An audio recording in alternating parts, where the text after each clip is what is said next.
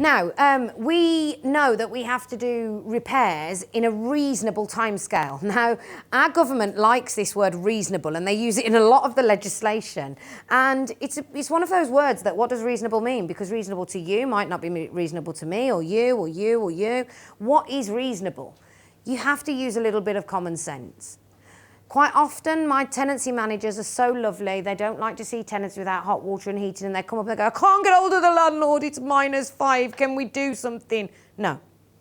The landlord has to be given time to consider what the repair is, hear what it is. We can't just go and do repairs without speaking to the landlords, even if it is no hot water or heating.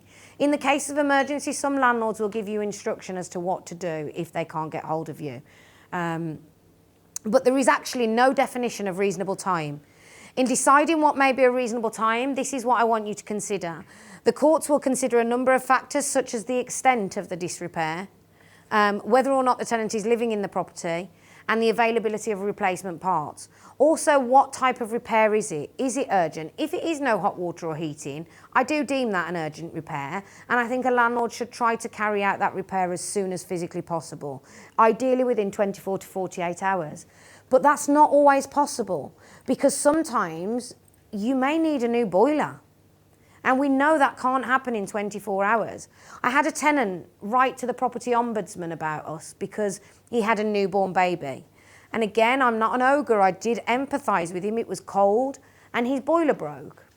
But the tenant called us on the Thursday. We contacted the landlord on the Thursday. We instructed a contractor on the Thursday. The contractor attended on the Thursday. It needed a part. It was due to come in on Monday. Manchester at this time had flash floods, and the part was delayed till Tuesday. He was without hot water and heating for 5 days.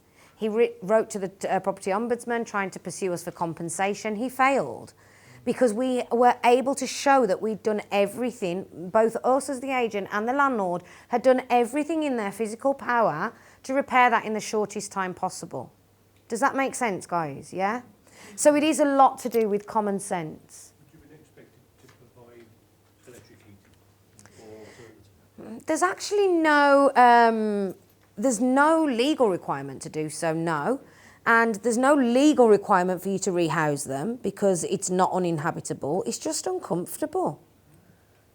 What's the minimum requirement on space heating then? In what sense? For every room? Well,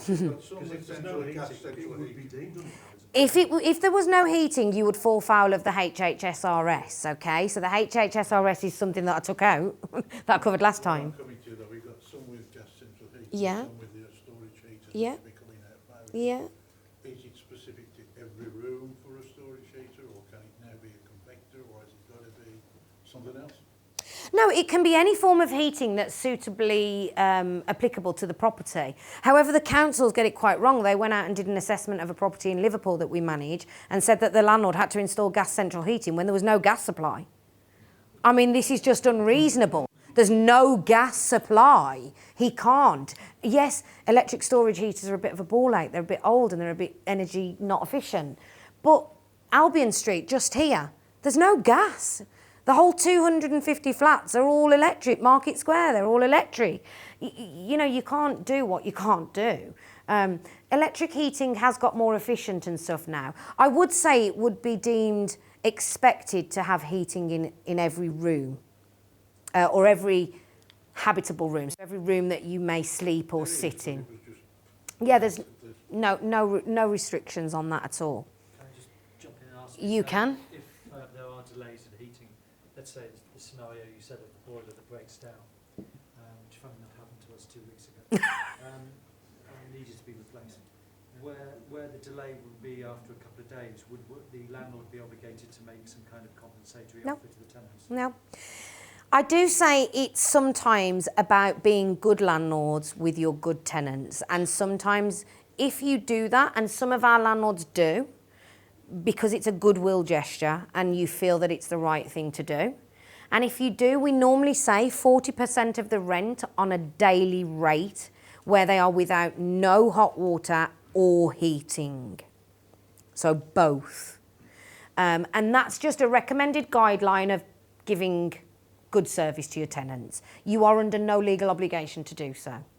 You do need to start considering situations where there are vulnerable people there, so the elderly, children under the age of 12 months.